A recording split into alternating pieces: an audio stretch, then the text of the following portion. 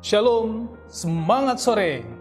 Salam jumpa kembali bersama saya Pendeta Muda Raymond Siahaan dalam program Buka Sabat bersama EHM.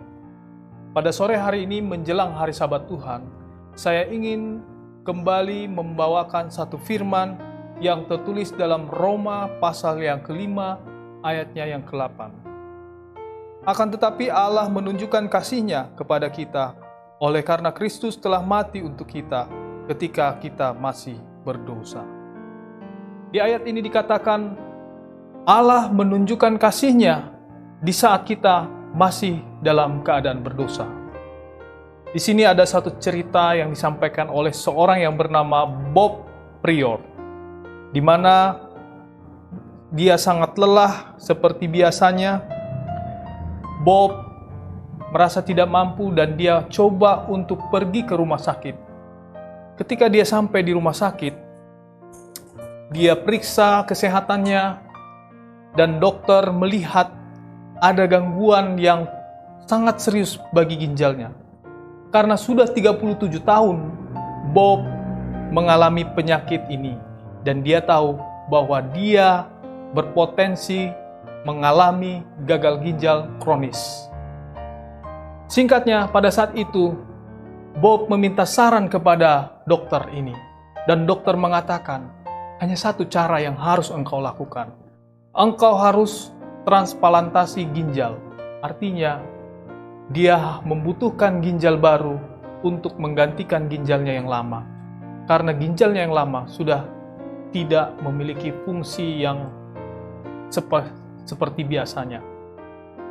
Saat itu, Bob disarankan oleh dokter untuk mencari saudaranya karena kemungkinan sedarah pasti punya ukuran ginjal yang sama. Dan hal ini terdengar oleh istrinya yang bernama Sandy. Sandy mengatakan, biarkan saya yang menggantikan ginjalmu, yang memberikan ginjal saya kepada ginjalmu. Dan Bob merasa khawatir, tetapi hal yang luar biasa. Sandy mengatakan, saya mau memberikan ginjal saya kepadamu, karena saya sudah 19 tahun mendampingi engkau. Dan bagi saya tidaklah ragu untuk memberikan kehidupan saya untukmu. Jadi Sandy tidak takut dengan ancaman kesehatannya. Yang penting suaminya sembuh. Satu ketika, dokter berusaha untuk mengecek apakah ginjal istrinya Sandy ini cocok dengan Bob, dan ternyata ginjal Sandy sangat cocok dengan Bob.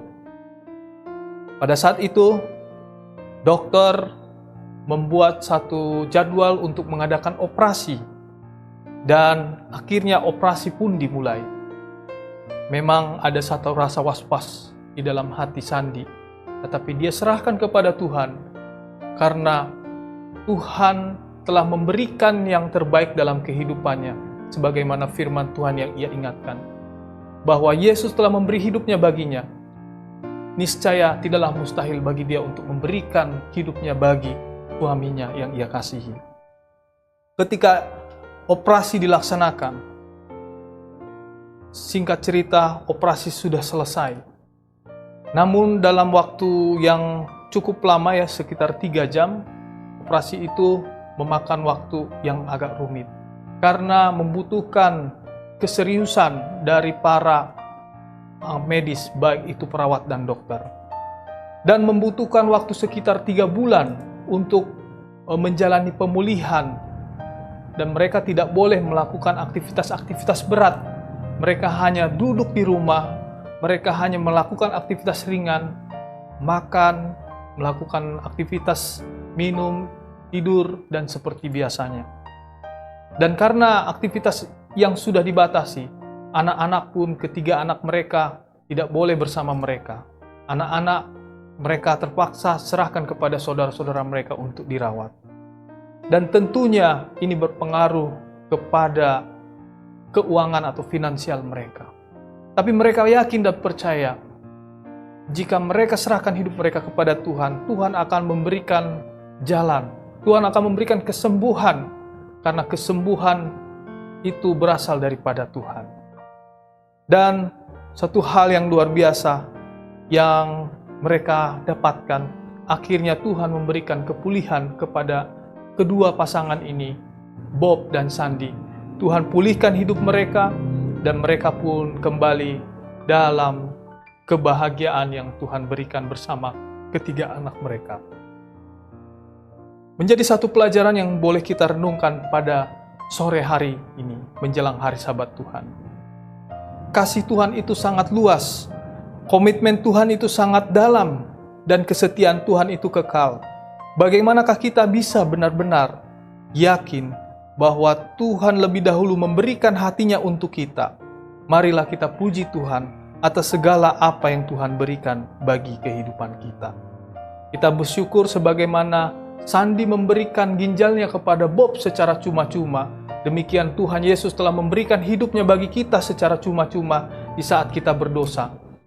Marilah kita bersyukur kepada Tuhan atas kasih karunia ini dan menyerahkan kehidupan kita kepada Tuhan karena Dia tahu yang terbaik untuk hidup kita. Mari kita bersatu dalam doa. Bapa yang Maha Kasih yang bertahta dalam kerajaan sorga, terima kasih Bapa atas pelajaran yang sangat indah tentang kasih karunia Tuhan, di mana pengalaman Sandy yang telah memberikan ginjalnya bagi Bob mengingatkan kami tentang kasih Tuhan Yesus yang telah memberikan hidupnya bagi kami ketika kami dalam keadaan berdosa. Ya Tuhan, biarlah kami menyadari bahwa tanpa Tuhan kami tidak dapat hidup saat ini. Dan biarlah ya Tuhan, ketika kami telah menerima kehidupan saat ini, kami boleh serahkan hidup kami kepadamu ya Bapa, supaya kami boleh mendapatkan kehidupan yang Tuhan janjikan, yaitu kehidupan kekal.